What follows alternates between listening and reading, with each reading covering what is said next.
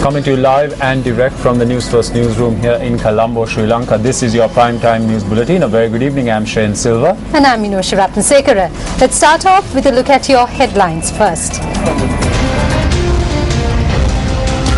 The headlines are News First at 9. President Mahinda Rajapaksa says disputes among wealthy nations affect developing and emerging nations the most. JHU calls on the IGP to reveal who owned the casino in Colombo that was recently raided. MP Buddhika Pathirana comments on the United Leadership Council. ඔය කියන බලයේ තියෙන ਸਰව බලධාරී කමිටුවක් නම් මේ නායකත්ව කමිටුවට පුළුවන් ද ඔය ගිලටිනේට අහුණු අයට සාධාරණ නිශ්චය කරන්න කියන එක. News First at 9. The Commonwealth Business Forum that is held concurrent to the Commonwealth Heads of Government meeting commenced in Colombo today with the participation of representatives of over 30 nations. The traditional lighting of the oil lamp marked the commencement of the opening ceremony of the Commonwealth Business Forum, which is being held in an Asian country for the first time. President Mahinda Rajapaksa was the chief guest at the ceremony.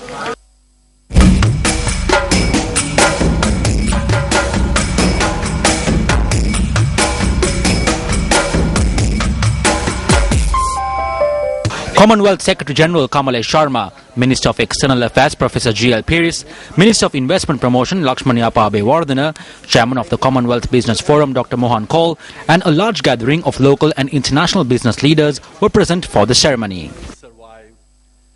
I have no doubt that this event will lead to subsequently increased investment in Sri Lanka. Actually, I have been constantly astounded by how far Sri Lanka has come since the end of the conflict in this country. It is testament to the business leaders of this country and that Sri Lanka has not been left behind in any way during this so-called Asian growth miracle.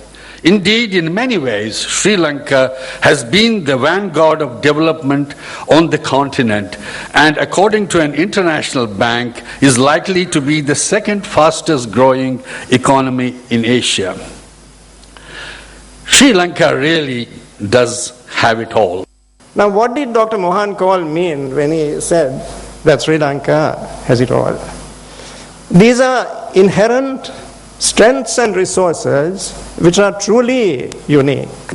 Our geographical location has been of enormous benefit to us throughout our history. But that is not all. It is buttressed and supported at every point by a business-friendly culture. Thereafter, President Mahinda Rajapaksa addressed the gathering before declaring open the Commonwealth Business Forum. Excellencies and friends, whenever global tensions escalate due to political and economic disagreements or disputes among the wealthy and advanced nations, those who suffer most are the developing and emerging nations. The obvious conclusion is that for genuine and credible partnerships to be established for wealth creation, the more advanced nations need to be sensitive to the issues of the lesser developed nations and must be honestly supportive of promoting trade with emerging nations. The Commonwealth Business Forum will be held until the 14th of this month and will focus on building partnerships. We now cross over to News First Madhushka Balasuriya, who is at the Chogam Media Centre. Yes, good evening guys. Well, as you can see behind me, the news media center over here is dying down, but it was certainly not the case earlier today. And elsewhere as well, 2 state leaders arrived in the island today, while ministerial meetings took place ahead of the Chogam summit. President of the Republic of Nauru, Baron Divavesi Waka, arrived in the island for the Commonwealth Heads of Government meeting.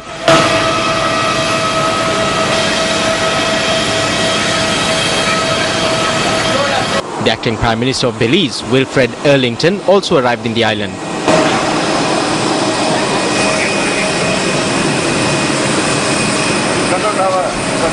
The Commonwealth Ministerial Meeting on Small States was held in Colombo this evening.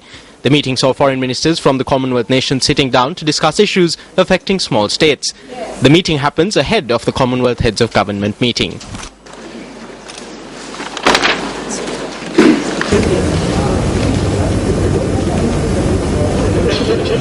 Now, the Business Forum was not the only sideline event taking place today. The third day of the Commonwealth Youth and People's Forums also took place today. Here's a look at some of the day's proceedings. The highlight of the Commonwealth Youth Forum held today was the establishing of the first Commonwealth Youth Forum, and the constitution of the council was adopted. Under the new constitution, 9 executive officers and leaders for 4 regions were appointed. The elections for this purpose commenced at 12 noon today and concluded at 6 p.m. Members from the African and European regions were afforded the opportunity to submit nominations for the post of chairperson, who will serve for 2 terms. The names of 12 Sri Lankans were nominated to the executive board of the Commonwealth Youth Council. Gender equality and productive employment for youth were some of the topics discussed at the Commonwealth Youth Forum today. Meanwhile, sessions of the Commonwealth People's Forum continued in Hikkaduwa today. Day 3 of the Commonwealth People's Forum got underway at 9:30 a.m. today here in the picturesque town of Hikkaduwa with an overview of yesterday's proceedings. A reference group came up with the issues that were discussed yesterday, as well as recommendations further to the deliberations made.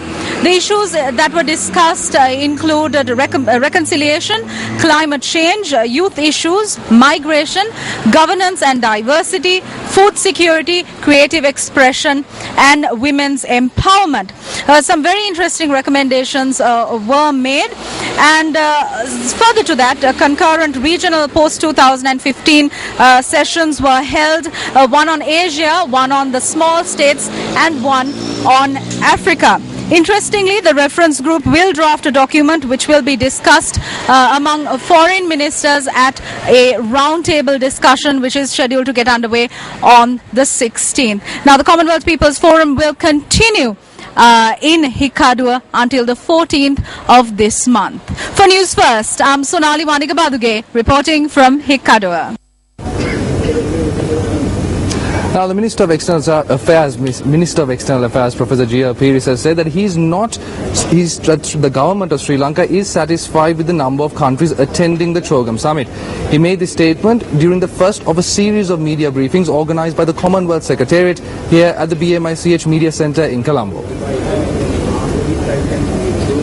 As far as we are concerned, we have extended very cordial invitations to all members of the Commonwealth to take part in this meeting in Colombo. Now, it is up to the recipients of those invitations to accept or decline. It's entirely their call. It is up to them. But I can certainly say that we are very satisfied, more than satisfied. We are pleased with the numbers that are attending. The level at which the countries are being represented, by and large. Within the Commonwealth, there is no room for judgmental postures, for some countries to sit in judgment over other countries. That is totally contrary to the essential spirit of the Commonwealth. So this is our view of the Commonwealth. Questions were raised on whether Indian Premier Dr. Manmohan Singh provided any reason for not attending CHOGM 2013. He has indicated that he would not be able to attend the meeting on this occasion. When you ask me what reasons he has given, none of us give reasons. I mean, the government of Sri Lanka is frequently invited to attend multilateral events. We go to some events, we don't go to other events. But it's not incumbent upon the government of Sri Lanka to give reasons if they are not attending a particular event. It is not the custom. It is neither necessary nor appropriate.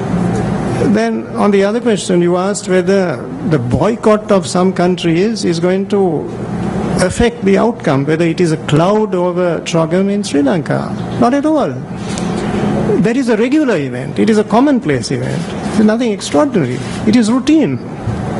Every Chogam which has been held so far, wherever it has been held, there are some countries which have not shown up for a variety of reasons. But why are we obsessed with the countries that are not coming? Why aren't we talking about the vast majority of the Commonwealth countries that are physically here in Colombo, participating with great enthusiasm in the deliberations that are now taking place with great confidence? Meanwhile, Commonwealth Secretary-General Kamalesh Sharma spoke on the decisions reached during the ministerial meeting on small states held today. Today's ministerial meeting on small states has been timely and productive. 40 delegations participated. It is timely because, as you may already know, 2014 has been designated International Year for Small Island Developing States.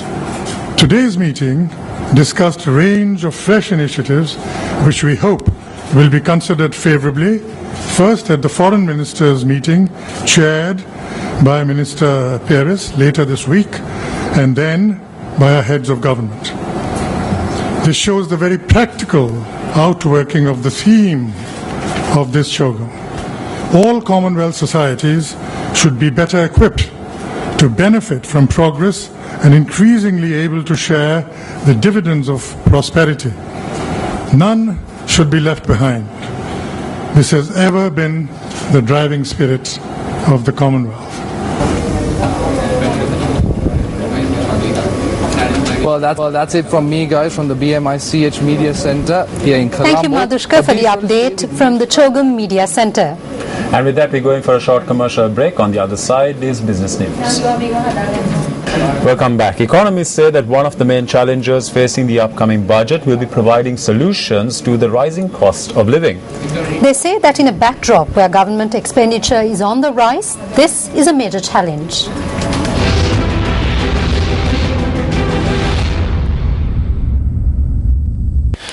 The Department of Census and Statistics stated that the 2012-2013 Household Income and Expenditure Survey revealed that the monthly average expenditure of a four-member family is 40,887 rupees. In a family with two income earners, the average monthly receiver's income is 25,778 rupees. The gap between the average income and expenditure accounts to 15,109 rupees. The economists added that since the government statistics highlighted this situation, the general public expects a solution to be provided to the rising cost of living through the upcoming budget. The budget is being presented at a time when the cost of living is rising rapidly, and we are eagerly awaiting the solutions that will be provided to the people. There are large numbers employed in the public sector, and the general public expects a justifiable salary increment. At the same time, we expect a non-reduction in the Samurdhi relief benefits, farmers' pension schemes and subsidized fertilizers. So therefore, we expect appropriate allocations for this. In order to provide salary increments and other benefits, the government income needs to increase significantly. The appropriation bill that was tabled in Parliament indicates that compared to last year, there's a 15% increase in the public services spending.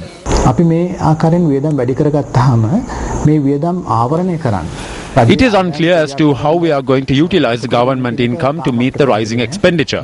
Most of the time, the main instrument the government uses will be taxes. We hope to discuss in the future how the government intends to utilize the taxes to improve the income of the government.